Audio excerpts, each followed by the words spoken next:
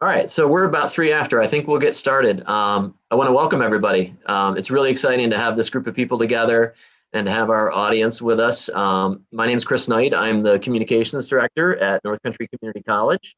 I've been here for about 3 years or so now. I will say that in my former life, though, I was an assistant forest ranger in the High Peaks for one season. So frequent, user of the High Peaks, and just a special place to me, like I'm sure it is to a lot of the other folks that are joining us today. Before we get started, I just got a couple things I want to mention to those of you that are new to this program. So North Country Live started about a year ago amid the coronavirus pandemic, just kind of getting started as a way for us to continue to try and provide some free programming, some enrichment for our communities, some continuing education, as we'd call it. And it's really grown from just starting out with a few programs on history to wellness. We did a series on Black history in the Adirondacks last summer that was great. We focused on Indigenous peoples last fall. And this year, this spring, we're really turning towards some more environmental topics, including this panel tonight. We have more coming up in a couple weeks. Next week, we'll be on the topic of water quality threats in the Adirondacks, which is another important issue. And then a climate change panel involving some of the folks that have been part of the Wild Center's youth climate programs. So we're looking forward to those coming up. I want to mention that the programs, North Country Live is sponsored by International Paper and their Ticonderoga Mill in particular. So I'd like to thank them, give them a little shout out for helping us to make this happen tonight. In a second, I'm going to introduce Jimmy Cunningham. He's the director of our Wilderness Recreation Leadership Program. And he could talk to you at odds. We could at length, we could do a whole program just on the Wilderness Rec program, which has been around at the college since the late 1970s, and over the years, it's enriched so many people in our communities and beyond, with that have gone on to do great things: guides, outdoor recreation professionals, and much more. And if you want to learn anything more about that, you can obviously reach out to Jimmy or visit our website, which is nccc.edu. Jimmy is an assistant professor, director of our Wilderness Recreation Leadership Program. He works locally as a guide in the summers too, which is, I don't know, is that more fun part of the job than maybe in the regular year? Yeah, he's shaking his head. Oh, yeah. He started teaching at North Country in 2006, and he's been the director of the program since 2013. So I'd like to introduce Jimmy, and he's going to introduce our panel for tonight. Good evening, everyone. Chris, you have a great radio voice. I appreciate the intro. It's awesome. You're welcome. So tonight, thank you for being here. This is awesome. We were just talking about how if this event was held at the college, we might not have that great of attendance, but since we're here on Zoom, a lot of people can join us from all over the place. I even think my brother Ryan is joining us from Syracuse, a couple of friends and a couple of students. So thanks for being here. The topic this evening is managing recreation in the High Peaks. And this is certainly a hot topic lately in our area. And, we all have our opinions and we all have thoughts on this. We're seeing visitor rates skyrocket lately, especially due to the pandemic this past summer. If you were anywhere in the Lake Placid or Saranac Lake region, you know what I'm talking about. We tend to see a lot of people cluster in very specific areas of the park, very specific trailheads. And so, it's becoming an issue in a lot of cases. So tonight we have a group of great people that have joined us here from the Adirondacks. And the goal is really to kind of have a different perspective from different people with different backgrounds, different experience, and just to share some thoughts on the matter. Like I said, this is a pretty hot topic. So hopefully I'll be able to ask a few questions and folks will be able to kind of chime in. So without further ado, this evening we have Pete Nelson with us, who's at the bottom of the screen, at least for me. Pete is a member of the High Peaks Strategic Planning Advisory Board group and a colleague of mine here at North Country. He teaches math. So welcome, Pete. We also have Scott Van Leer, who is a New York State DEC Ranger. He's also joining us here tonight. How's it going, Scott? We have Joe Pete Wilson, a former colleague of mine, now serving as the Keene Town Supervisor. Great to see you, Joe Pete. Welcome. We have Willie Janeway right below me here, who is the Executive Director of the Adirondack Council. Thanks for being here, Willie. Jimmy, everybody else? And we have Chelsea Walker with us as well. She is the administrator of the Adirondack Backcountry Hikers Facebook group. She's a resident of Wilmington and a licensed guide in the park. So the first question I want to throw out there, and we can kind of start from that in that order. Pete Nelson, I'll start with you. You know, this is an important topic, but why is it important to you in your organization or your philosophy? Well, it's important to me on multiple counts, and I should reveal all of them. First, it's important to me because I live here and love the place, and I live in Keene on Route 73, which is about 50 yards away right now, right in the corridor that has been swamped by these tremendous usage spikes and has faced great challenges in trying to manage the number of people who are coming here. And this, of course, with the Canadian border closed. So as a resident and lover of the Adirondacks who spends an awful lot of time in the High Peaks wilderness, I'm interested personally. I'm also interested because I am a co-founder of Adirondack Wilderness Advocates, which is an advocacy group. And as that, in that role, was asked to be on the High Peaks Strategic Planning Advisory Group, which has completed a report that's not been released yet. Let me just offer a quick disclaimer. I can talk in general terms about a lot of things. Since the report isn't public yet, we all agreed at the beginning that we would honor a sense of privacy, and I can't speak to specifics until the report is public, but there's still a lot to talk about. And then the third thing, which wasn't mentioned in the introduction, is I am also on the core team for the Adirondack Diversity Initiative, which Willie is as well. And our goal there is to help the Adirondack Park be more equitable, more inclusive, more welcoming, and that includes outdoor recreation, includes the High Peaks. So multiple perspectives. And I want to tie it together simply by saying this: the idea that we are beset by people and organizations and state agencies that all have differences, that are all bumping up against each other, sometimes to the detriment of any progress at all. That idea has been with us for a long time. People being pitted, interests being pitted. I sat in the room of the High Peaks Advisory Group, and while I can't tell you the specifics of the report, what I can tell you is that there was a fabulous feeling of consensus and working together. There were no bitter arguments. There don't have to be bitter arguments. The interests that we have need to be discussed, but the idea that we're, at each other's throats because we have different perspectives should fade away into history. It's simply not the case, and I think you'll see that tonight. Great, thanks, Pete. Appreciate it. So, Scott, I'm going to turn that question over to you. Why is this topic so important to you as a forest ranger? No, thank you, and good evening, everybody. So I've been a forest ranger for 25 years, and 22 of that has been here in High Peaks. And my father was a forest ranger also, so I grew up in the job. So the Adirondacks and the Catskills for a time, the Forest Preserve is definitely in my blood. I often say I've been doing this job for about 50 years to include my father's time in uniform.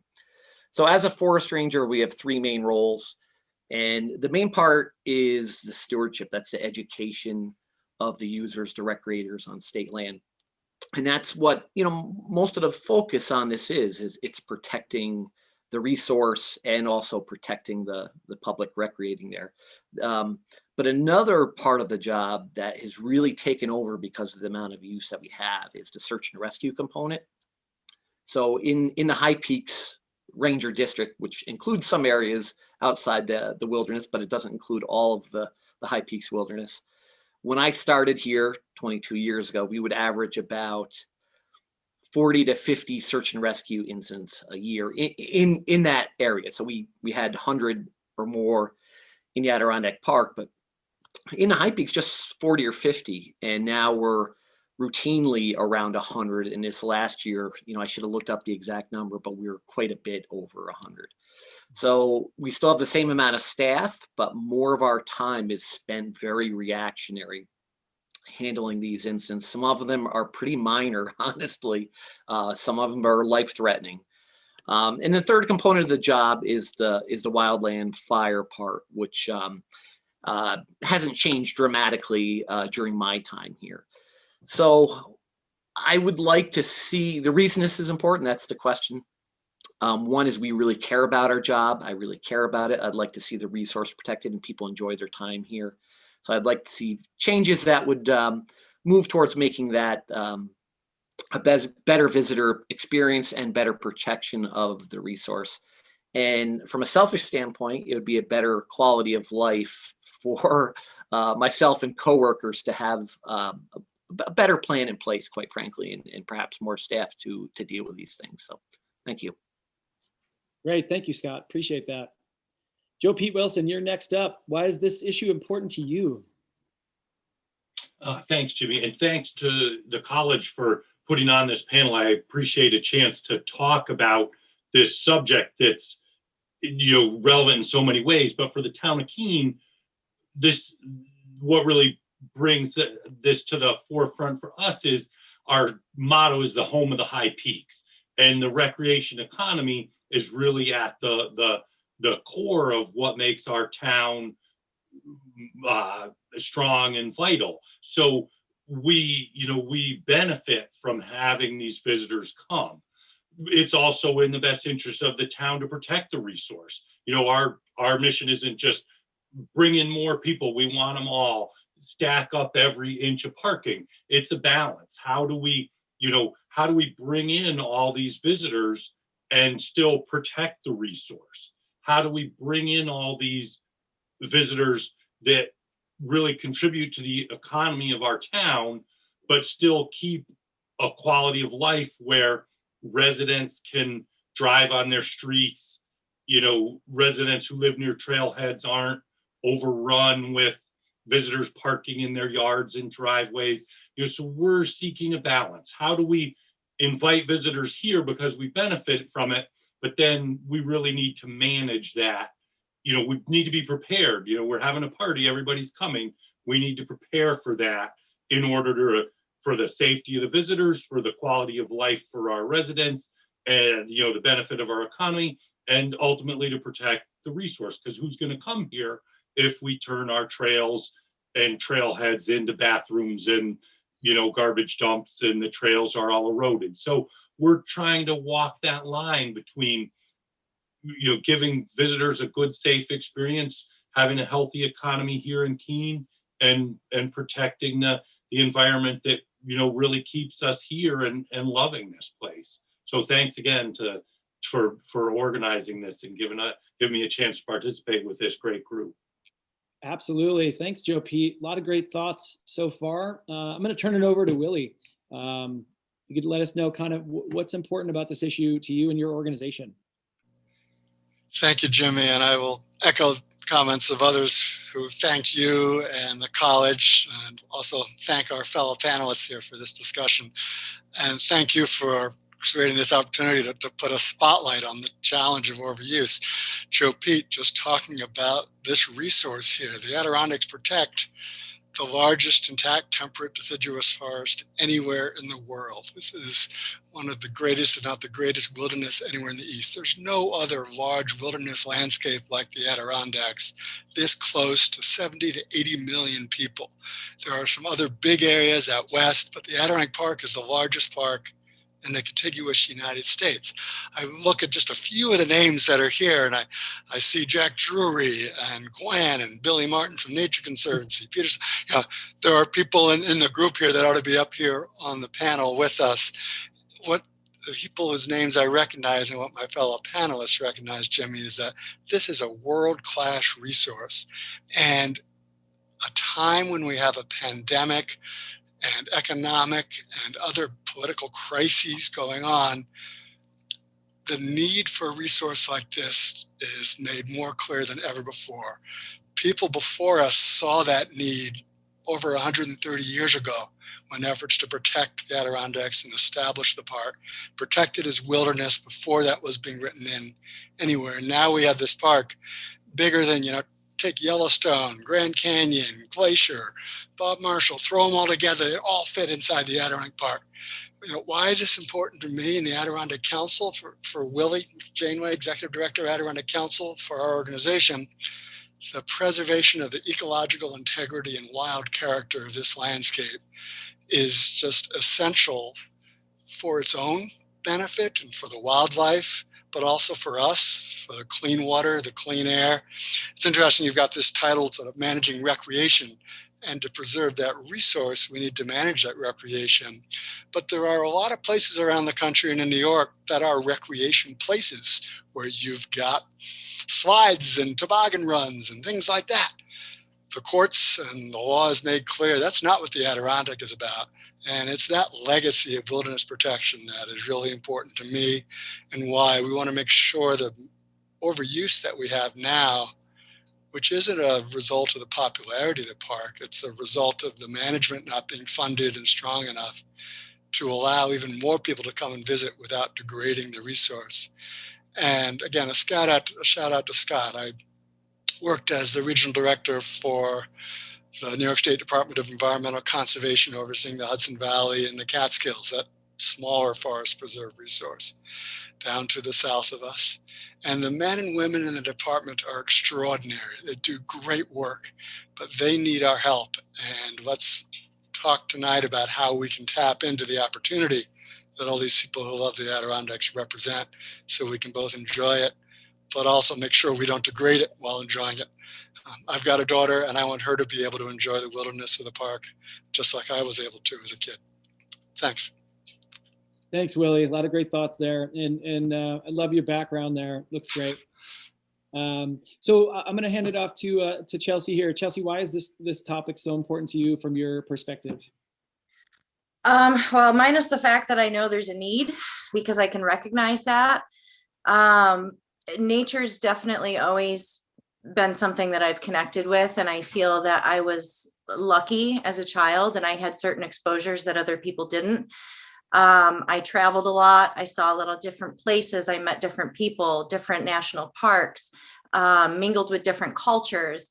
And that's one thing that I tend to tie into discussion a lot when I talk about the Adirondack Park, because it has its own culture. And right now it's definitely being inundated with a lot of visitors, and this is in my opinion, who have every right to be here. And there's this disconnect between what some are in search of and what we have available. And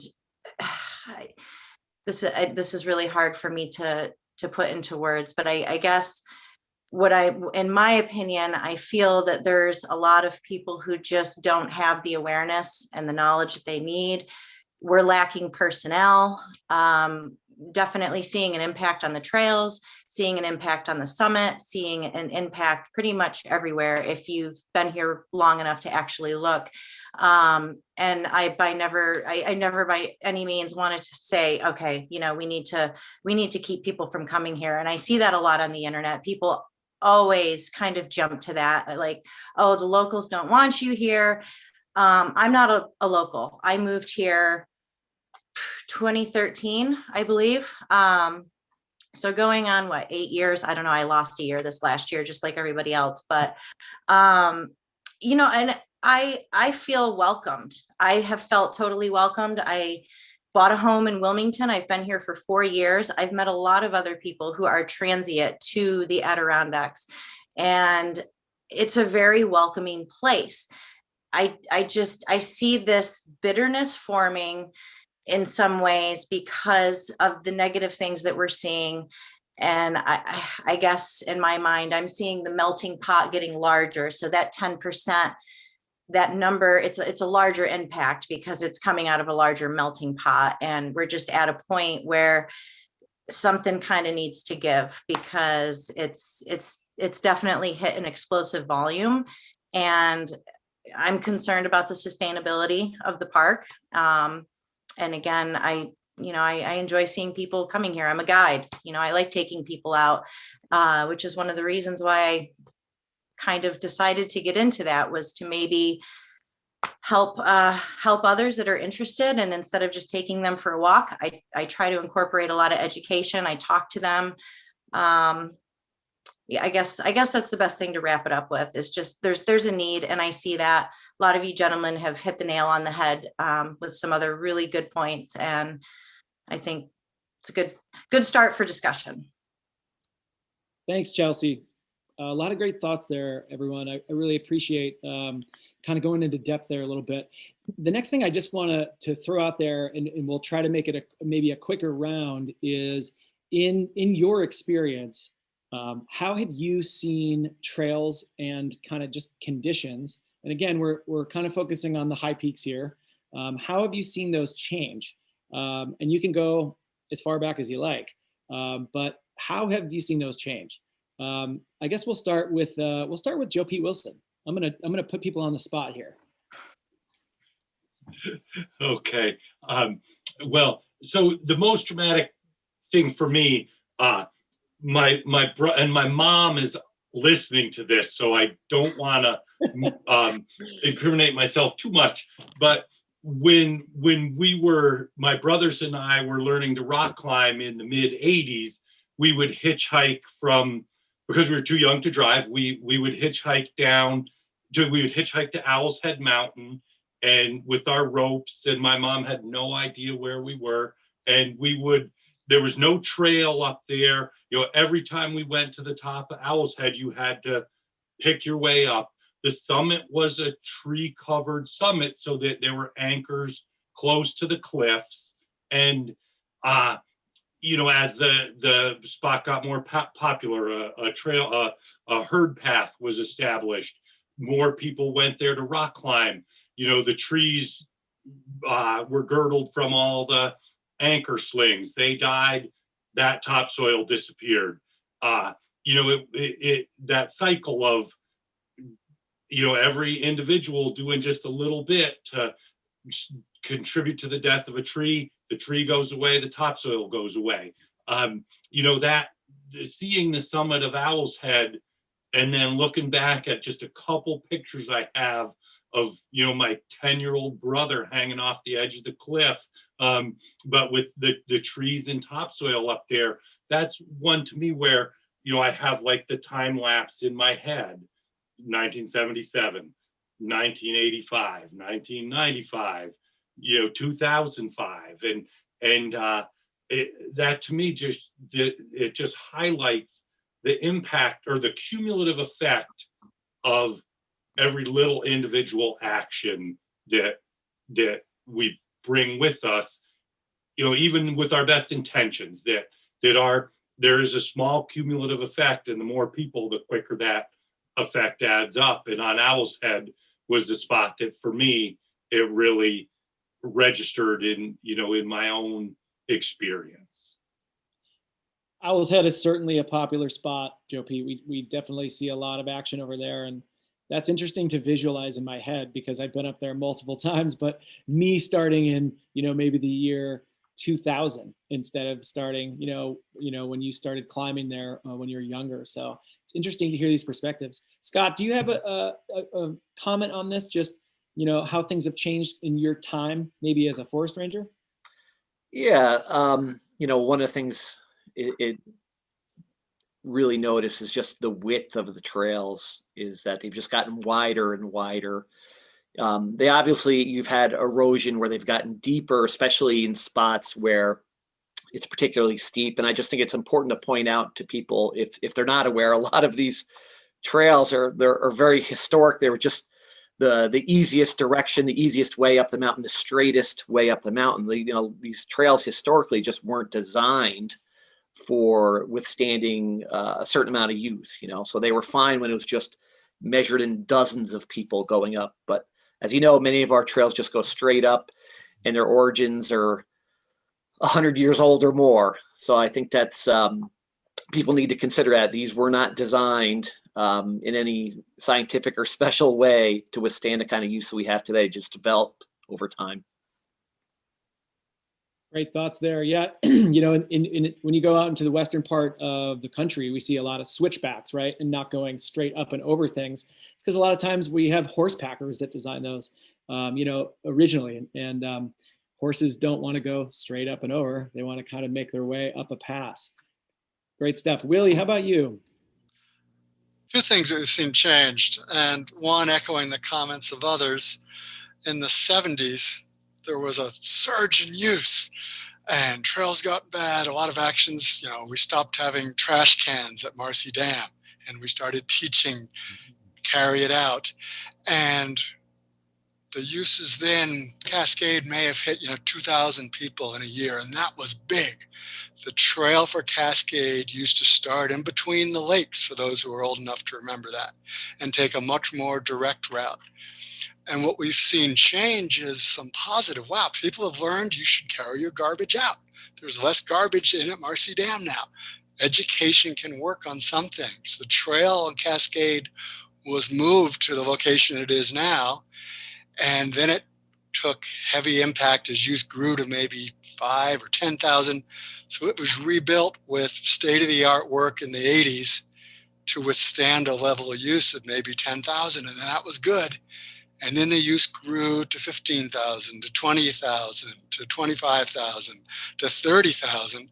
And the capacity of that rebuilt trail got blown out. Trail's 21 feet wide in places, and now we're working on another redesign. So the resource impact, the biologists will talk about the impact to the birds. But what we've also learned is 20 years ago, we put some limits on group size. We put some limits on camping, limits on collecting firewood in the most popular places, and they worked. We self-imposed limits on ourselves on how we used, how large a group, incredibly controversial. Not everyone was happy with them, but they worked. So it's not a big secret of what we need to do going forward. The tricky part is to do it. And back then there was, 20, 25% of the people who opposed those restrictions, but they worked. Today, there's an active 20% population that has good reason to oppose some of the management recommendations bubbling along. But I'm optimistic because most people we talk to understand what we need to do to try and stop this degradation of the resource that we're all commenting on. Thanks, Willie. Yeah, those are good examples. I think a lot of people might call some of those examples, having fires and collecting firewood and having limits as to who or how many people can be there, as heavy-handed management, right? A lot of people consider that, heavy-handed, right? And so, but it's great to hear, that perspective of the timeline and thinking about Marcy Dam having trash cans. That's pretty wild stuff when you consider it today. Go ahead, Scott. Yeah, I'm sorry to cut in the line, but I just had to follow up on Willie. I got to say the campfire restriction in the High Peaks it's been a huge success. And Willie's right. Like, there were people, I would never go somewhere I can't have a campfire. And I got to tell you, it's really improved the condition of campsites in those really high used areas. And remember that expression, it feels very old now, if you carry it in, carry it out. Because, why do you have to say such a thing? Like, that's so obvious nowadays. When I talk to the rangers, like from the 60s, like Gary Hodgson and Jim Lord, who worked in that area during that time, they had pits where it was the users were encouraged to throw their garbage in these pits, and they were in charge of burying them up. So it really is amazing how far we've come. And when I'm told those stories, I just really can't imagine. I couldn't imagine being out there digging a hole, and they would actually make these holes with dynamite for people to put their trash in. So we have come a long way. Wow, that's another interesting thing. It's another interesting visual for sure. How about Pete? How, in your perspective, how have things changed? You said you had a piece of land, inside of the High Peaks, essentially. For you, how has that changed over time? Well, I'm going to date myself right along with Willie and Joe Pete. My High Peaks hiking experience goes from the 70s through today. And both Joe Pete and Willie stole a little bit of my thunder. But I want to differ with Willie a little bit in the question of how complicated this is. it's not that, in my view, not that simple what we need to do. And one of the illustrations of that is how things have changed positively. And I think Willie and Joe, Pete and Scott have all talked about this, but having hiked in the high peaks literally my entire life, Marcy Dam is better than it was 20 years ago. Floodlands is better than it was 20 years ago. The Lake Colton campsite is in better shape than it was 20 years ago. The summits are sustaining tremendous use, but thanks to the Summit Steward program, they're better than they were. Vegetation loss, and Kayla White, who's the head of that program, is part of our wilderness organization. So I talked to her a lot, and I want to compliment the people who founded the Summit Steward program, who sustained it, and who are doing it now. It's unbelievable. It's arrested vegetation loss on every summit, even Cascade. They've arrested vegetation loss, and they've reversed it on many others. So the tie to the number of users is tricky, and it's particularly tricky because the scale of these huge spikes in usage, these huge moments of overuse, is far beyond, I think, what a lot of people who don't look at this problem or don't live here realize. When you look at what happens on a busy day along the Route 73 corridors, say by Roaring Brook, it's simply overwhelming. It overwhelms any kind of policy you can think of putting in place. So we have really, really difficult challenges. It's not going to be simple to do it, but the fact that in many ways the high peaks are in better shape than they were years ago speaks a lot to what we can do with education and smart policies. I agree with Willie down the line about the fact that you have to have policies, even if some people think they're onerous. The smart policies are important. The only part of the high peaks that's clearly not as good as it was when I was hiking as a young man is in fact the trail infrastructure. Like Scott and Willie have said, the trails are a mess, but they are so often badly designed. My favorite candidate for terrible major trail is the Calamity Brook Trail. It's cut right along a fall line up a stream and widened to take a body out 175 years ago. And it's just horrible, even though it only gets a fraction of the use of some of the busiest trails. We really have to be all in on approaching trails and doing something better with them. Great, thanks for sharing your thoughts there, Pete. And I'll turn it over to Chelsea. You said you recently moved here, as in about 8 years ago, correct? And Yes. so in your experience, give us more of a recent timeline of what you've seen. Well, when I first started coming to the High Peaks area, not long before I moved here, it was a very, very quick addiction. 2012 was my first trip to the High Peaks, and it was definitely, for me, it was very wild. I spent a lot of time hiking solo. I was a non-traditional student working 3 jobs and was coming up here at really odd hours, mostly midweek. So I never saw anybody on trail. In fact, I remember running into forest rangers on the trail, and I know that's super rare now, but I did have a couple encounters with a few, and always positive. And in fact, in the process of doing this, there was a lot of things I didn't know when I came here. My interactions with forest rangers and other people who were more experienced and had been hiking here for many, many years, were very tactful and willing to speak up and say things to me. And I was totally appreciative, and it made me do my research, and it made me want to, be more just better about what I'm doing and my impact. Fast forward a little bit, I moved here. Things definitely started to seem to pick up. I feel like, okay, maybe I was part of the problem, because I was oh my God, this place is great. Everybody come on up. You got to see it, the wilderness. It was right around 2016, I think. And for some reason, I always think of the buses that showed up at the High Peaks at the HPIC, and they parked, and 60 people went up Algonquin, and there was articles all over, and there was human fecal matter in the trail. And it's just been kind of snowballing since then, in my opinion. And with that, I've definitely noticed a lot of trail degradation.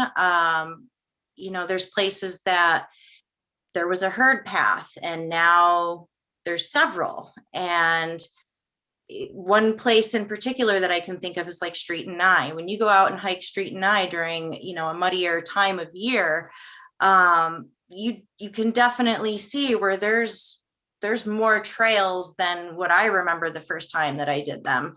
And definitely fast forward more, pandemic. I felt a little bit overwhelmed. I'm not going to lie. It was nice to see people getting out and finding solace in nature. I was very happy to see the amount of diversity that I saw this past summer. A lot of just minority groups that I haven't really seen in the High Peaks in the past 8 years of living here. And that was actually really refreshing for me. It was nice to see that diversity on the trail. And the only thing that I think for me just got a little bit frustrating was I tapped out and I said, oh, I got places to go. It's fine. I know places off the beaten path. I'll go bushwhack here. I'll go park here where nobody ever goes. And I would show up on a Tuesday and I couldn't get a parking spot. What the heck?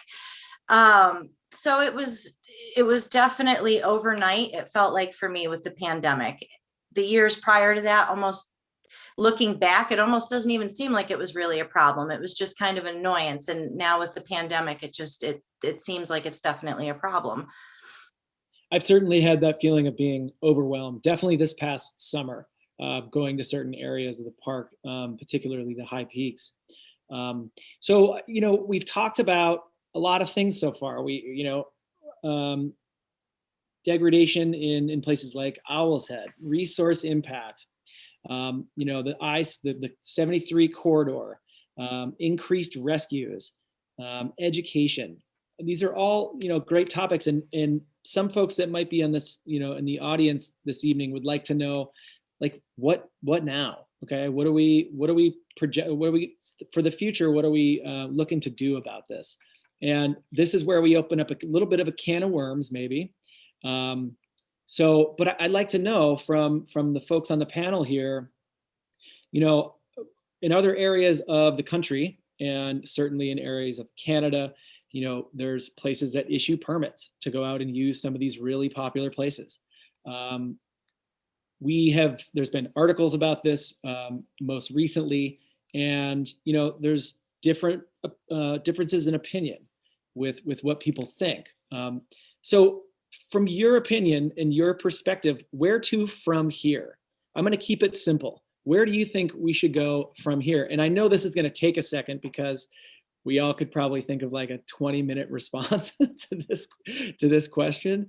Do your best to just share and remember that, not everybody in the audience here is, fluent with all of the wilderness management terms and acronyms that we love to use in the outdoors. So who would like to go first? I'm going to throw it out there. Where to from here? Pete, go ahead. I'm going to say something non-controversial. In fact, I'm willing to bet that everybody will either nod or nod inside. We need adaptive management. Let me explain what I mean by that. What I mean by that is that for all of the range of problems, this is not just biological problems, not just ecological problems, not just trail problems, but parking problems, visitor education problems.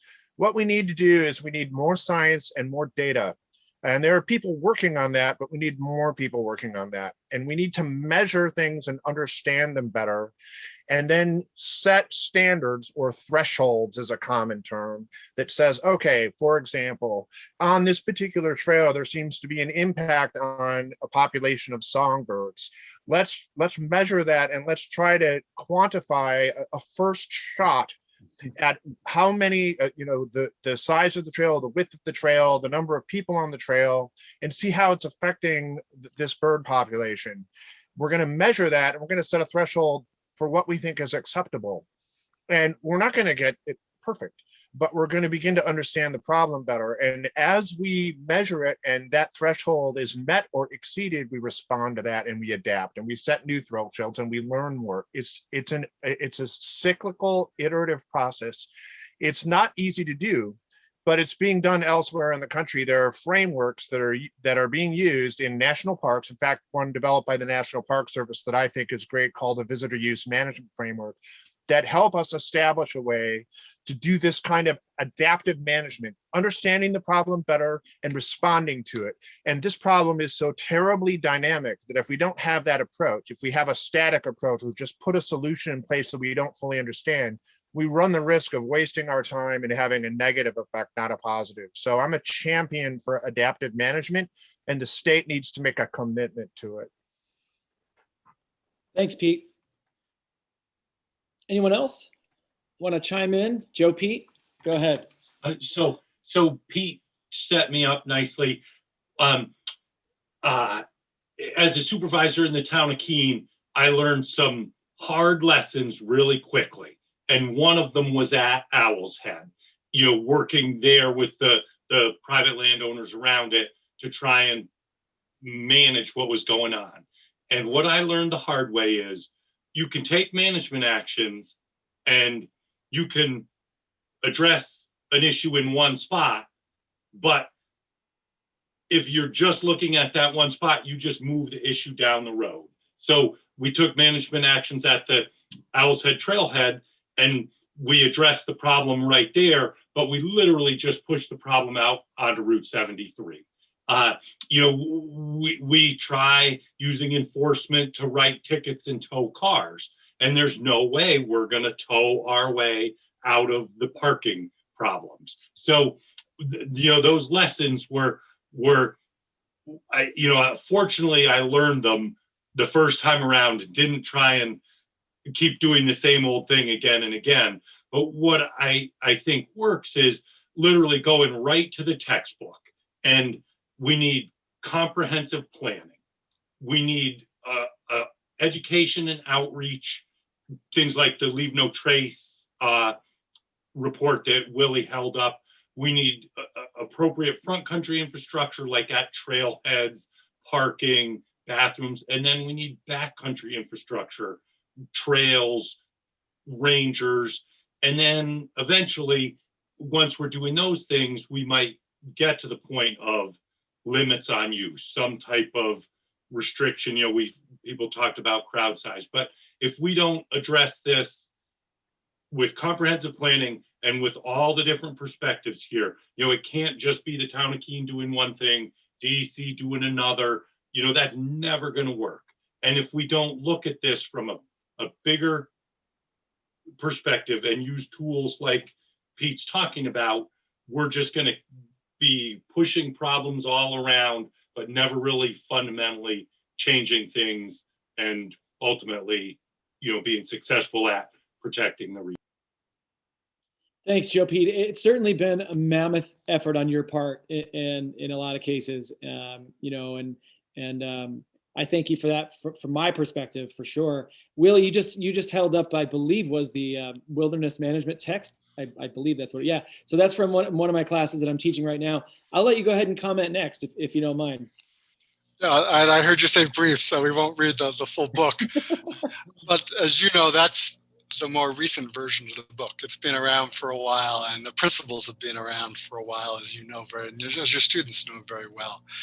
And the basic premises in terms of what do we need to do come down to, we need more education so people can be informed, know where to go, how to minimize their impacts. We need better infrastructure, as in trails and porta-johns, all the different types of infrastructure we need in communities and out in the backcountry. We need better protections and enforcement of the carrying capacity in places. And we need to help the rangers and get more boots on the ground. And those four things have to be coordinated. They have to be fluid and adjusted so that we can continue to welcome more and more people to the park. But we can't welcome everybody. My photograph is on the summit of Cascade, to the summit of Cascade on the same Saturday in July. We may be able to build the trails to a new standard. We've been spending more money than I want to admit. The last 3 years, we still haven't finished 3 miles of new trail ready to open. But in the 80s, we rebuilt the trail so it could handle 10,000 people. That got blown out when it went to 30,000. Now we're building the trail so it can handle 30,000.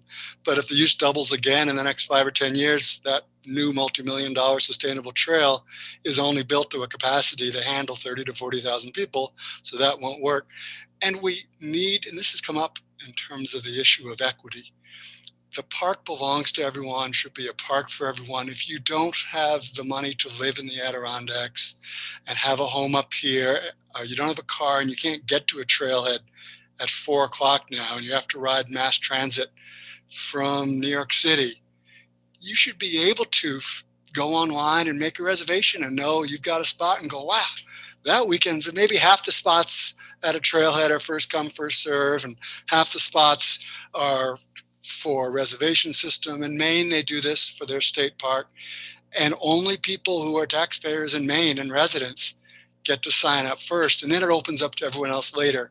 So while one could look at these as being tricky, I actually think they're not that tricky, because if we do education, trails, better protections, and get more rangers out there, I would suggest we could double the number of people who could enjoy the park 10 years from now, but actually preserve the wilderness. And right now, that wilderness is seriously threatened. Those are great thoughts, Willie. You know, one of the things I think about from my perspective as the director of the Wilderness Rec program is using the wilderness for educational purposes, right? Sometimes that the High Peaks is our classroom, and so you know when we see year after year, with carrying capacity and all these other issues. Sometimes we want to stay out of the High Peaks, but that's really where we want to teach a lot of our course objectives. So a lot of good thoughts on rangers as well. Scott, did you want to comment on that? I'll pass it over to you. Yeah, I'll just add on to a couple things that people said. I agree with Willie that's primarily a staffing and infrastructure issue. To Joe Pete's point about doing something here and having impact somewhere else. We saw that with these long no parking zones on 73. I get it. I totally get it. But, we saw the side effects of that. And that was having people then walking in the middle of the road in dangerous areas. And we instituted this parking ban to try and make people safer so they're not parking on blind turns. And now we have them walking 3 or 4 abreast in the middle of the road. It's a terrifying, I was assigned a lot to the AMR at the bottom of the Chapel Pond Hill.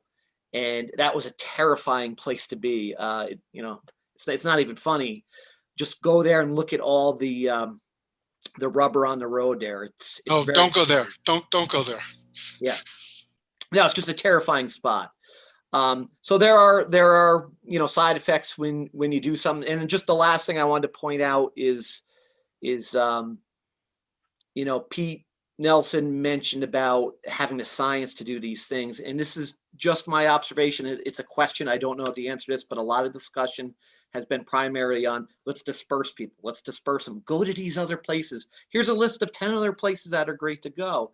And I just have had the question in my head is, okay, 20 years ago, I would see 200 people on Cascade. And what were the impacts of 200 people? Okay, I know we can kind of figure that out for the trail, but what are the impacts to the nesting birds just off the trail, amphibians? So what are the ecological impacts from 200 people? Now, what are the ecological impacts when you add 500 people to Cascade? So that's a person walking by the trail, say, every 5 minutes. Now we got somebody walking past the trail every 2 minutes. Okay, so, is that a significant impact, a substantially greater impact? Well, now if we move those people that are going up Cascade now and we move them to, say, J Mountain, when I started here, nobody was on the J range. I mean, there was nobody there. So you had 5 to 10 people there, literally on a Saturday. It was amazing. What were the impacts in a wilderness area of 5 to 10 people? Like extremely minimal. But now for dispersing 100 people to J Mountain, okay, that's better for the people. You can still get somewhat of a wilderness experience. But what's the threshold there? So 100 people is having a significant impact, I believe, on what was a very pristine area that only had dozens of people before. So I'm just not convinced that, dispersal really is the way to go. And it's just an open question. I don't know the answer. And I've had concerns like we're moving to this dispersing people and getting them out of there, and we just don't know the answer. Is it better just to harden the trail and have these parameters that we're meeting, having this adaptive management that Pete brings up? So that's a question I've had, and I'll leave it there. Boy, let me jump in very quickly because that is a perfect example of what I was trying to say. Thank you, Scott. The state has a default policy of encouraging dispersal, but a growing body of ecological science, both here and particularly out west, shows that dispersal is probably a lot worse for the ecological integrity of wilderness areas. We need to understand it better. We need science, we need data, and we need to set these thresholds and learn. Otherwise, we're going to make choices that may seem smart, and they're not if we're interested in protecting the wilderness, which of course is the paramount thing here. That was like a perfect example of why adaptive management matters. Yes, dilution is the solution to pollution. That's what I was told when I was first guiding out in the Southwest back in 2004, and which is very different from what we say here in the Adirondack Park. Chelsea, I wanted to give you a second to answer that question because we never got to you. In your experience, things that you've told us, where do you see this going? Where to from here? Well, I don't really know the answer to that myself. I have my own hypotheses. I do, just to segue a little bit off of what Scott Van Leer was just talking about, which was a segue off of, I think, Joe Pete and a couple other of you. I'm trying to keep all of this all tied in at once because you're all making really good points.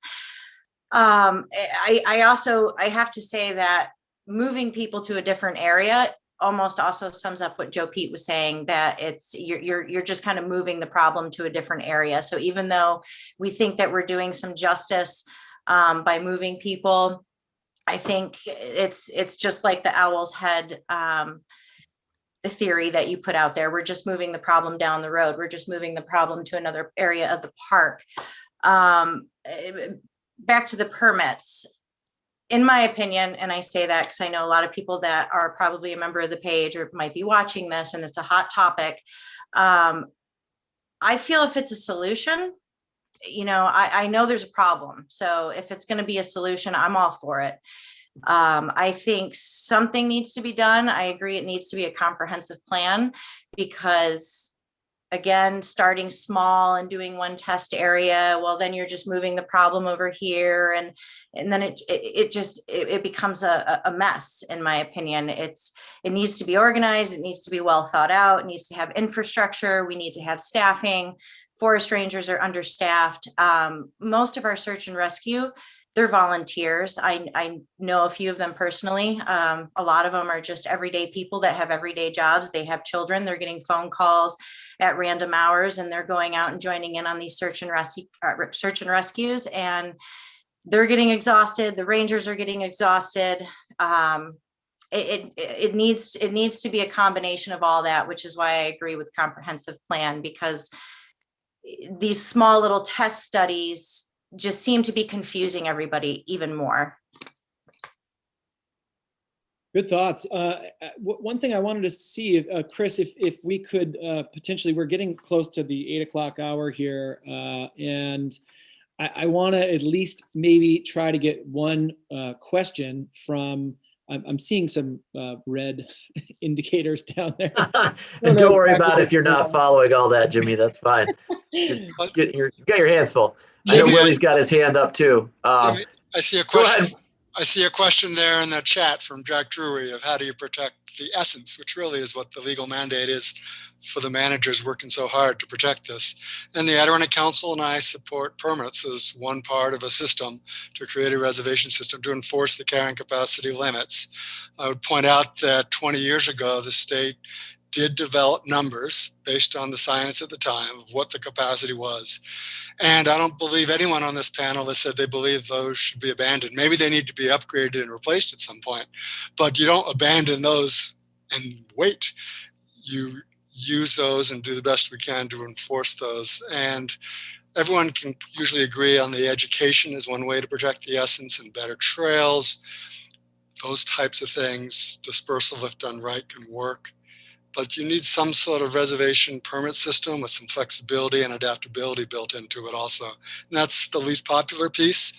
But if you talk to the experts that we at the council have brought here from around the country, I've taught wilderness management and trail construction to federal agencies all around the country, worked for 4 different governors and worked in multiple states. There is a fairly simple, understood blueprint. It's not easy to do. It takes resources and dollars. The legislature right now is very interested in seeing this report from the state and putting money forward to implement it so we can have the visitor use management framework applied and sustain and protect the Adirondack wilderness better. And I think that gets to Jack's question. That's how we can do it. Yeah, Jimmy, there were a couple questions in there, and I think you guys did a great job of addressing David's question too about, putting people in other parts of the park. There is one that I'm going to be selfish and use this chance to ask one question that I have after all those things that you suggested in terms of, trail work, more rangers. Where do we get the money? Where does the funding come from to do that? And it's easy to just say New York State, but I bring this up because I mentioned it to a friend of mine a few months ago. I wrote a story when I was a reporter for the Adirondack Daily Enterprise about what New Hampshire does with their recreation pass system. And at certain places, you have to buy a recreation pass. It's like $5 for the day, $30 or something like that annually. And then, I think they generated like 4 or 5 years ago when I wrote the story, like $600,000 a year in revenue from people that are generally used to paying fees for going places. A lot of people are paying to park at Adirondack Lodge already right now. Is there would you support the idea of charging people to pay to park, not just if it's a private lot, say like 80Ks is, but some sort of a recreation pass system to help generate money to do some of the things that we want to do? Jimmy, you want to direct traffic there? Joe Pete wants to jump in, I think. Go ahead, Joe Pete. Well, yeah. So Chris, your question is hitting on how the town of Keene operates. We don't have, and I don't think it's fair to ask the taxpayers in Keene to fund all these, infrastructure needs here and stewardship needs and education. But we use user fees. We're not charging people to get, to use state land. But if you ride our shuttle, that costs money. If you park at the garden, that costs money. And I think user fees is a really appropriate way to fund the work that needs to be done. So the money we collect from the shuttle, from the parking lot, first of all, we use to maintain the road in the parking lot, to put up porta potties, to have front country stewards who are trained professionals who educate visitors. The buying a shuttle, we just spent $36,000 on a new van, and then pandemic hit. But I think that there's a real place for user fees to fund the ongoing operation. And Keene has really based our efforts on that. If you want to come to a busy, crowded place at a busy, crowded time and use the limited resource of a parking lot, you pay to do that. Good thoughts, Joe Pete. Anybody else have a comment on or a response to Chris's initial question there about funding? Really, Adirondack Council would say we need all options on the table, and there need to be free access options for certain populations, residents in the park kind of thing. But a lot of people are willing to pay, and people pay for the fishing license. That doesn't guarantee a fish. You could have a system that creates some generated, dedicated revenue. The things we're talking about pale in comparison in cost to what we're spending on the Olympic facilities and some of the other infrastructure in the park. So there's hundreds of millions of dollars being spent by the state on good projects generally. But if this were prioritized, the money would be there for this. Can I chime in on that? Go ahead, Chelsea. Yeah. One thing I had discussed with somebody else in the past about this whole permit debate, permit is such a negative word to some people. At least that's what I find on the internet. The minute you say permit, it's just instantly negative in the mind. And we had actually joked about talking about it something as more of like something privileged, like a license. But back to what I forget who it was that was mentioning New Hampshire, and I apologize because I'm watching people all over the screen, but the hiker safe card, again, it's a couple dollars. There's so many people that are willing to pay into that.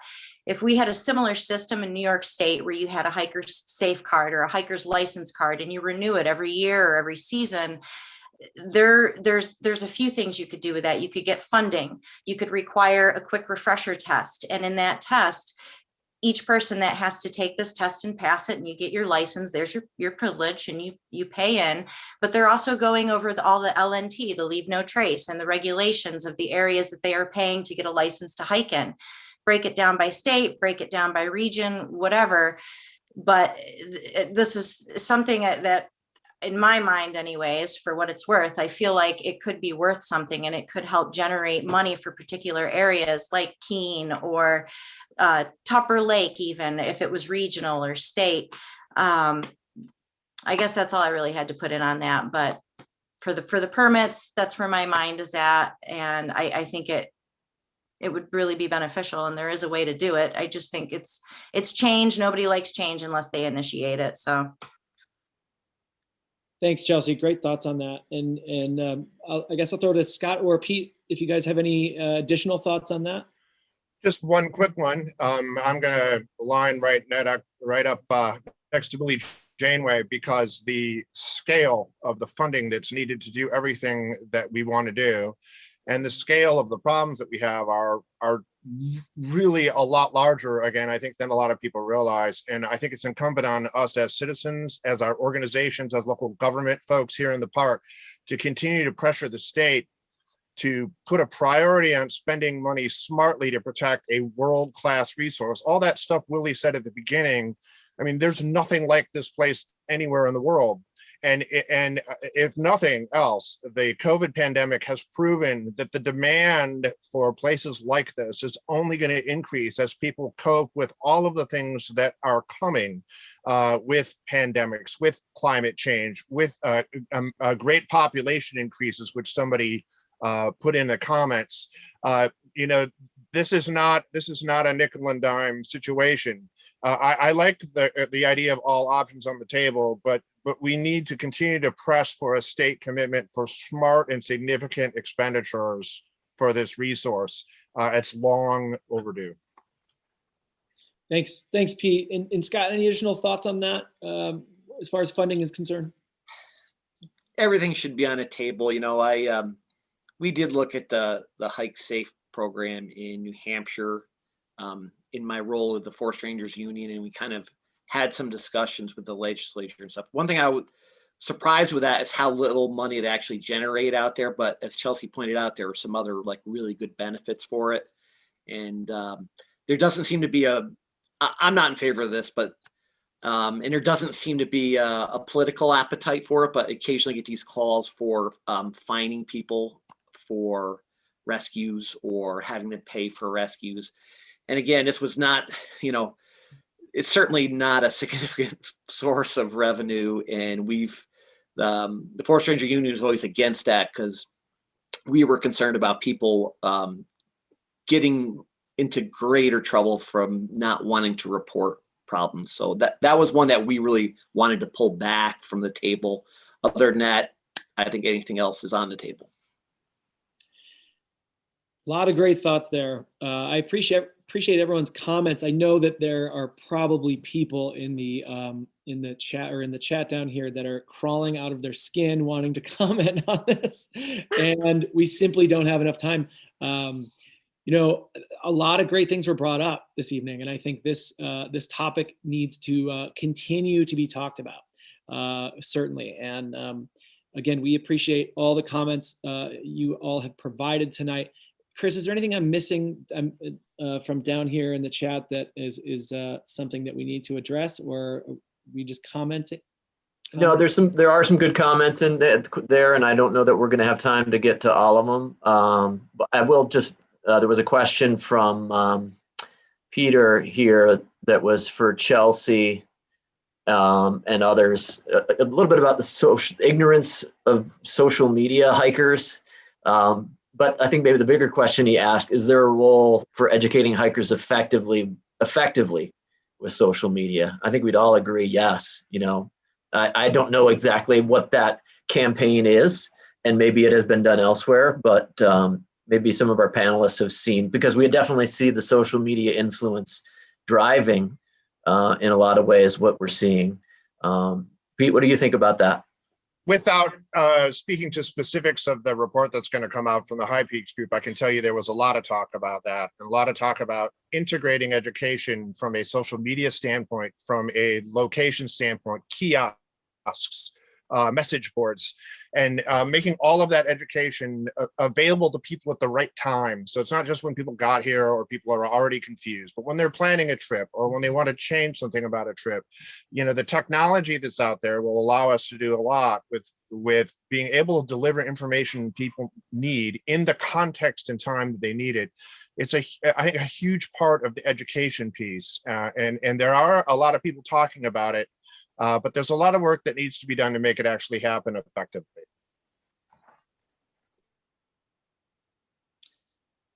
Do I have a minute to touch on that? Absolutely, Chelsea. Yeah, go for it. I'm not a huge social media fan myself, which is ironic. But I did see a need for a new source of being a steward. And social media, it is what it is. It's a new part of our culture that I think that we're gonna probably see some evolution happening over the next couple of years, repercussions, I don't know, whatever you want to call it. So I guess I kind of was put into a place where I thought, if you can't beat them, join them.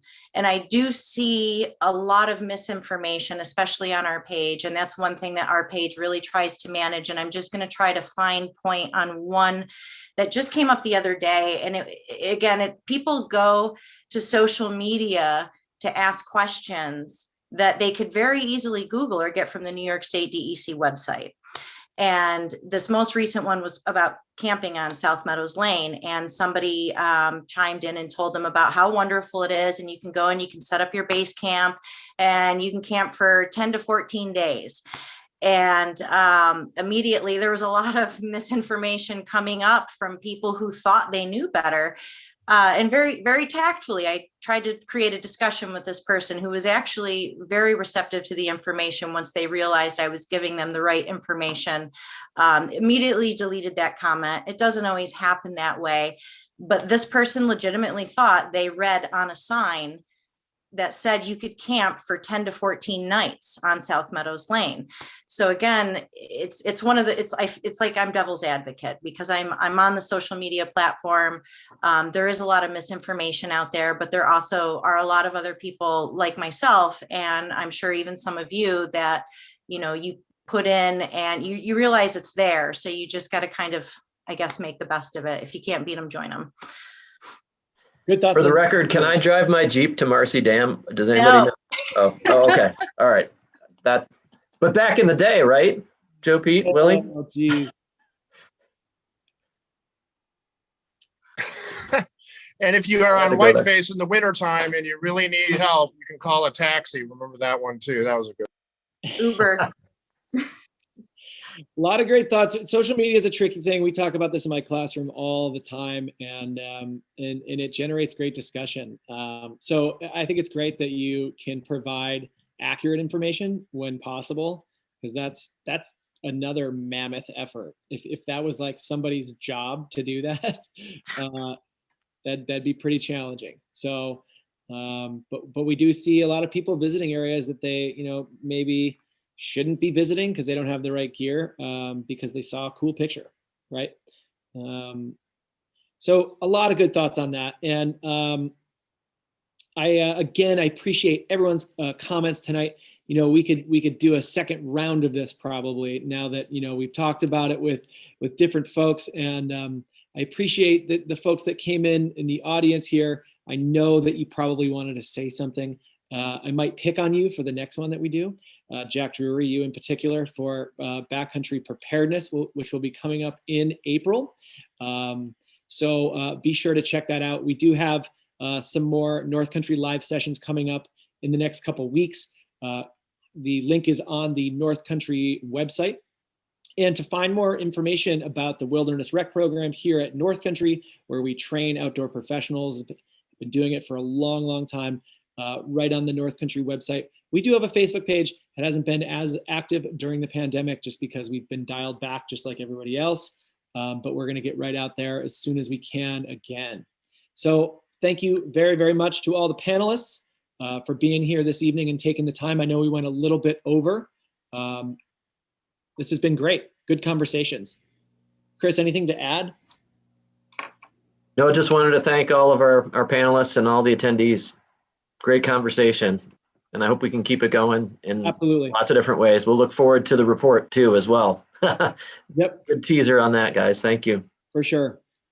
Well, thanks everyone. Have a wonderful evening. Get out there and enjoy the snow if you can, and take care.